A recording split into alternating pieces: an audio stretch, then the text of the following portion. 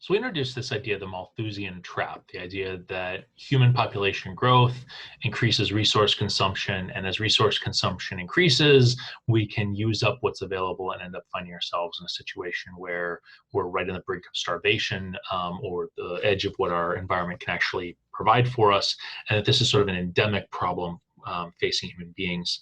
And I'd like to kind of talk a little bit about that in a couple different areas that people sort of focus on when they think about global economic and population growth and how it ties into the environment. So one area that we might be interested in, the area that Thomas Malthus really focused on, is the idea of global food consumption and whether or not global food production is able to keep up with that. In general, over the last couple of decades, we've seen some pretty big swings in global food prices, and that's because we're living in a global economy in which there's a lot of different factors that can drive prices up or down, right? So major droughts in Australia and Russia that we've seen in recent years can affect food production. Energy prices can have a huge effect on the cost of food, in part because higher gas prices or diesel prices mean the cost of producing food for farmers goes up, but also as gas prices go up, there's greater demand for grain for ethanol, and that then reduces the supply of grain in sort of available for global food markets. As countries become wealthier, their desire for more calorie intensive food like meat goes up. So China and India, we've seen meat consumption increase in recent decades. And then there can be political decisions that can affect this as well, right? So countries might be seeing their food prices going up, and they might impose export controls to sort of trap food within their sort of local economy. That makes things worse for the rest of the world that no longer has access to those foodstuffs that might have been exported, but it also makes things worse because farmers who were planning on exporting their food around the world now are trying to find markets domestically where they can sell that, and they're all competing against each other. So that can drive prices down to a point where farming is not sustainable anymore economically. So food prices are really affected by a lot of things happening, but food consumption is relatively inelastic. And this is, I think, maybe worth pointing out that, certainly if you are eating, fresh fruits and vegetables, you can shift over to canned fruits and vegetables or frozen fruits and vegetables. And those tend to be a little bit cheaper and, they're not as good, but, whatever. We do what we have to do. When prices are going up, you can cut back further. You can cut the fruits and vegetables out of your diet altogether. You can rely upon just grains, rice and beans and that sort of thing. But once you reach a certain point, there's just not much that you can scale back to. And you reach a point where it starts affecting your actual nutrition long term. So we would say, you reach a point where you essentially have to eat regardless what the prices are. And in 2007, this really reached sort of a crisis point. A lot of this ended up being driven by the run-up in fuel prices globally. But what we saw was just a surging of food prices right before the Great Recession that was leading to export controls in a bunch of countries that were trying to drive prices down locally at the expense of the rest of the world.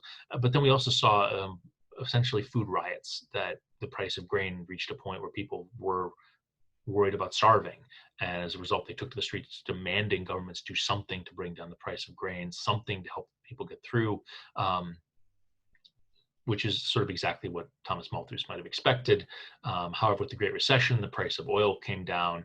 That reduced the cost of production, that reduced the amount of grain being pushed into ethanol, and sort of this problem stabilized.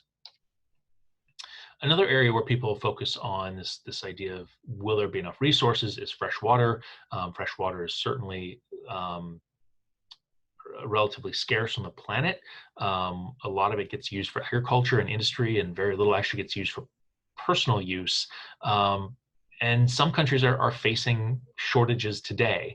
And part of this is a function of global climate change, where rainfall patterns might be shifting, where you might get more torrential rains and less, frequent lighter rains. And as a result, you don't get as much water flowing into groundwater recharging reservoirs, that sort of a thing. And I think probably the poster child for this kind of a crisis has been Cape Town in South Africa, which in 2017, after years of drought, was facing a situation where they had to impose water rationing on the population. That there literally was not water available for the city. It reached a real crisis point. We're starting to see some of that in the American Southwest. And what we're finding is that human consumption of water, as individual human consumption, is relatively inelastic, right? We need water to live. But a lot of the consumption in agriculture and industry is much more elastic, that there are ways to use water more responsibly. And so if you're a farmer, maybe you're looking at drain tile, right, where you're expecting these massive rains to come down, and you're taking the excess runoff and putting it into a reservoir, and then during drier periods, you're pumping that water right back into your field. So you're able to manage a little bit more with the rainfall rather than trying to pump from reservoirs elsewhere. Industry, similarly, there's a lot of ways the industry can be more efficient with water. One of the bizarre things is that a lot of cities around the country actually give industry bulk discounts on water.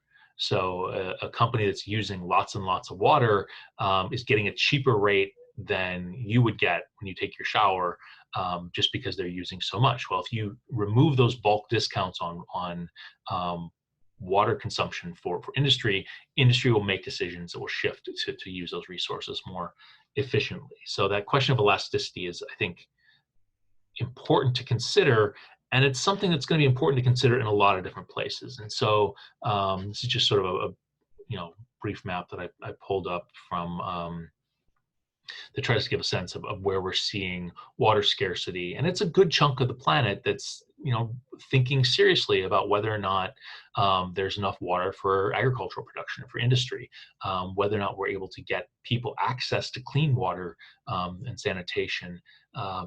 So it's just something to kind of keep in the back of your mind as you think about global trends and what's going on. And then the third place where we oftentimes see people talking about the Malthusian trap is this idea of energy, and will we run out of energy?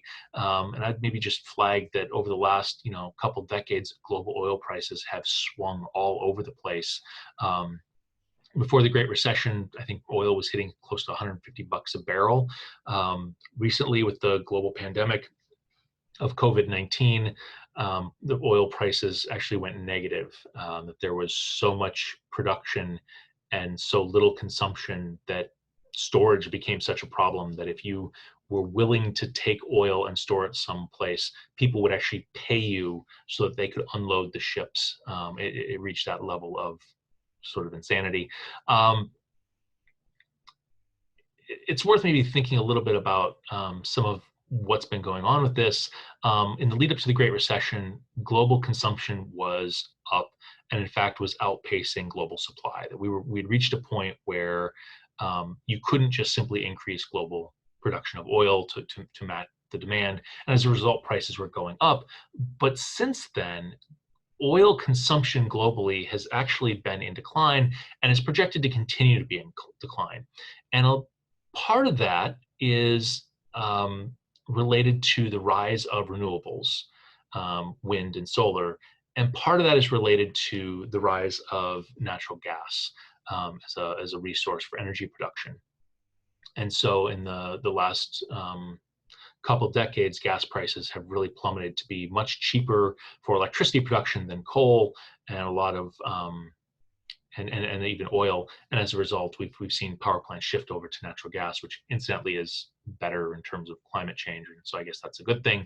The other thing that's happened is that renewables like solar and wind have really become cost competitive, particularly against coal, which had always been the cheapest form of energy. And now solar in many parts of the world is actually cheaper to produce electricity from than you can get from coal. And so we're seeing a global shift away from oil and coal toward natural gas and renewable energy. And part of that's a function of the global climate agreement in Paris and decisions by states that they're going to pivot their economies. And a big part of that is just basic economics, that in the United States that hasn't been actively participating in the global climate agreement since President Trump pulled the United States out, these trends toward solar and wind and natural gas have continued to pace because that's just the economic reality that we've reached. And then lastly, I'd maybe circle back to some of the different ideas that people have had to managing some of the resource scarcity and thinking about how this can be done more efficiently.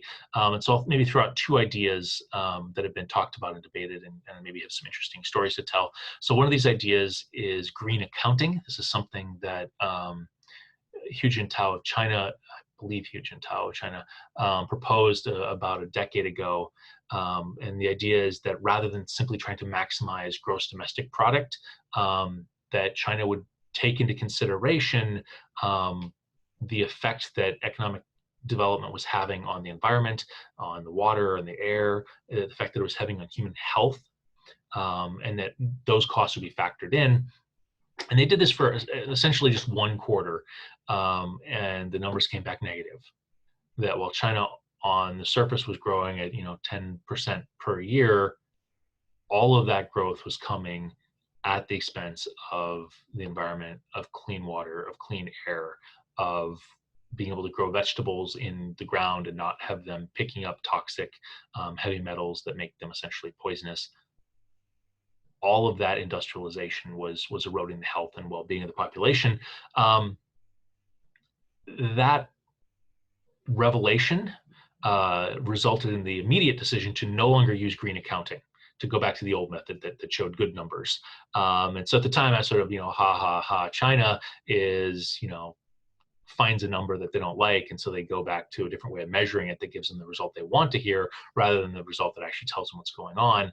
And I think I was a little harsh with my sort of China on that, because the Chinese leadership did look at that and they realized that they needed to pivot and pivot fast.